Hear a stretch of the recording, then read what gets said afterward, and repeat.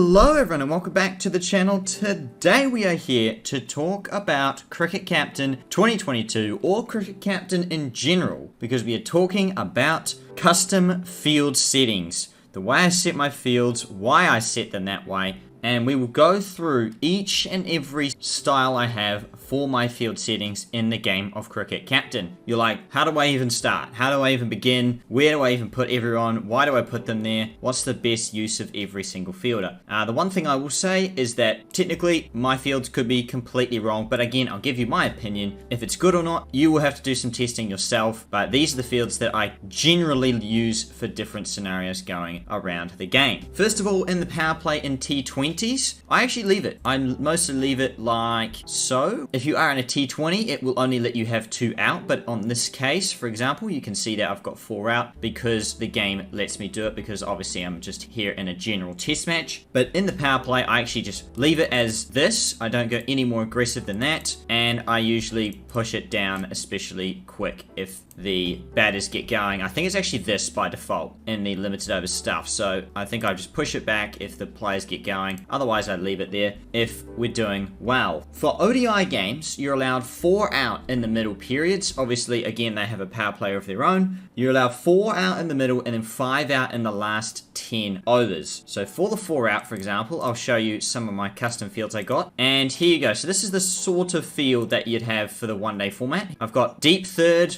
deep fine leg, deep mid-wicket, and deep cover. Now, to be honest, it's not the best because it's kind of covering a bit of everything, which means that runs can be scored pretty freely behind square and behind point, because I don't really have any players there. It's not really ideal, because generally with a field set, you'd love to set fields like this, where you have sort of 3 players, 3 or 4, like even like this, all on the onside. Therefore, when your bowlers bowl one side of the wicket, they're all bowling to the field that you have in general. So for example, you could do that and then obviously like set your field like this and then try and have it. So it basically, you know, creates, if you will, a measure where they pretty much are bowling here on the stumps to bowl to your field. I don't really trust the fact that they do that in this game often. So to be fair, this is probably not too bad, but that's generally the idea with field settings. You want to try and make it so that they hit to one side of the ground and take the other side of the ground out of equation, if possible. Otherwise, if you aren't going to cover both sides, then this is the sort of standard field that you'd have. Everyone pretty much in the inner ring, probably have people on the ring, and obviously if you want to be more aggressive, you can move someone here with a slip. There you go. And just for reference as well, here you can go in the options and you can push on default to user defined fields. So if you push that, it will basically always go to your fields first. Although I don't quite know how that's worked, because I haven't seen any. Like, are these my custom fields? Not really. So I don't really know how that works, but okay. That is an option though in the game. I don't know if it works very well, but there you go. You can tick that and use that if you wish. I don't actually do that. A lot of the times I just change the field if I need to change it. So this is the sort of field I'd have in the middle overs. I like to adjust it if someone's playing one shot a lot. So I'll bring up third man, drop deep point, and then kind of change that around, trying to get the batters to hit to a different part of the ground. If they're continuously just cutting behind point for 4, I want to try and get them maybe driving or pulling. Again, it's just the theory, but in general, I kind of like to leave the fields how they are. I don't really have that many, as you can see, so I really don't change them all that often until the fielding restrictions really open up. Now we're talking at the death here. There's 2 options you can go with players at the death. So here we've got an example of a square field, so you can see that I've got 3 players here in the deep, pretty much looking to try and protect the square boundaries, bowl back of a length if you will. That's the sort of plan I've got at the death. Again, I don't actually change where that bowlers bowl or anything, so honestly, I kind of just leave it as is. But that's the sort of field I've got if I want to protect square. If I want to protect more straight, then I have almost a bit of a spinner's field here, where I bring up fine and third and bring them into a short position to push back long on and long off, to bowl more fuller balls, letting the batters drive down the ground to where my fielders are there, to try and get them out or to restrict the boundaries at the death. That's the sort of field that you can have. This is actually a sort of field that I would normally have a spinner bowl with as well, I must point out. So I'd normally have like a slip in there. If I only have 4 out in a one-day game for spinners, I'd like to do that, leaving the square and the fine options there, because the players in general, again, cricketing sort of knowledge, whether it carries through to the game or not, is that it's harder to hit through third man and fine leg, because you have to try and sweep square, which obviously being a spinner, it's going to be much tougher to do than it is to whack it down the ground and whack it through the covers and deep mid-wicket. That's the sort of field I had for a spinner though. Again, at any time you can literally come to your field here and just click away. You can just move the fielders as you will. You can actually see the players, who they all are, so you can see this is Daryl Mitchell. I will say that all the numbers kind of change around, so don't get attached to Daryl Mitchell being at number 1, because it does sometimes stay, sometimes it moves around depending on the way you set your lineup. But there you go. If you want to move Daryl Mitchell into a slip, you can. If you don't, if you want him on the ring, there you go. You can just do that and push done, and that's all you need to do for changing fields. You can see that this is the surge, and the main thing we'll say about the fields is whether they are efficient or not. The aim of the game is to just try and protect boundaries at the death and try and make the batters hit out, if you will, having fielders there in the deep, because if you do leave the limited overs fields on default, this is just not a field. You will not see a limited overs field like this in real life at all, because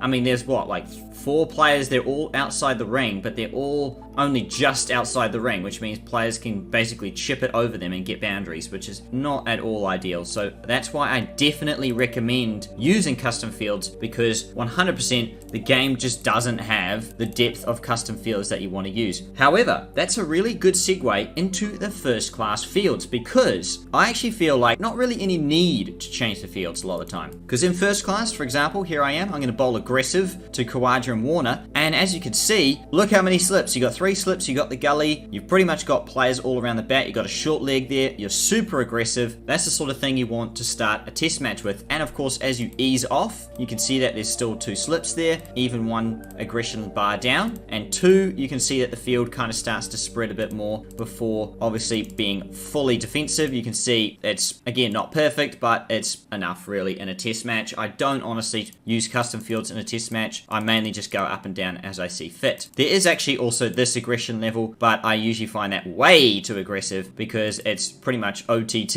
You've got a silly point in place, short mid-wicket. I mean, unless you're leading by 300, probably not going to need that field. But yeah, I mainly default to this setting, and as the batters get settled, I move down. That's the sort of stuff I use for first class, and the same with spinners, I think, for first class matches. Yeah, I pretty much, with first class matches with spinners, again, if I'm going aggressive, I go here, but I actually probably start like here to try and give my spinners a bit more protection, because obviously a lot of the times they struggle in the first class format. If you have fields like this, you are going to find that they go for 4 or 5 and over when it's not spinning. That's the sort of stuff I use for the first class fields. And for the power surge, which is of course in play in the Big Bash in this game, you can use a field like this. This is the sort of field I go with in the power surge. So I've got one, which basically means that everyone is on the inner ring, got 1 player out in the deep in both sides of the wicket, and it's pretty much all the best roll the dice field, because truly you can't really optimize it in the power surge, because if you put 2 players on one side of the wicket, they're probably going to hit to the leg side or vice versa. So this is the sort of field I just try to cover all bases possible whilst knowing that I'm going to go for a lot of runs in the power surge. And if you ever get in a pickle where you need 1 or 2 wickets and there's not many runs to win and you want to bring the whole field up, this is an example of the whole field coming up. Although I would generally bring mid-wicket and cover much closer to get it, because normally they just try and take off for these cheeky runs. This is the sort of close-in field I'd have everyone up. I mean, that's exactly how I would have it there, and this is exactly how you save the field, in case you didn't know. If you get in a tricky situation, couple of runs, maybe 2 or 3 runs to win, 1 wicket left, this is the sort of field I would go with to really, I guess, roll the dice. They're either going to hit it through the field and it's the game, or you'll stop them getting the runs and they will feel the pressure and get themselves out. I have actually, fun fact, drawn a first-class match when they needed 2 runs to win off the last over with a field like this. So this field definitely does work in certain circumstances. But that is the last resort field. You would ideally not go to that. And all the other fields, I'll just kind of roll around the rest. I just labeled it 1-day-S. It's when I got a slip in. So as you can see, I've got only 3 out. It's a real, I guess, aggressive field, trying to have that slip in there. Bring that fielder up at 3rd and really trying to get the batters out early in their innings. Otherwise, A represents aggressive. That's where I've gone all out. I've got 2 slips in place in the one-day format here, and that's the sort of field I would normally run with. Otherwise, my main suggestion would be to definitely trial and error. Try certain things, put certain players back. If you find they're not getting the ball much, maybe bring that fielder up and put someone else back. See how the batters play and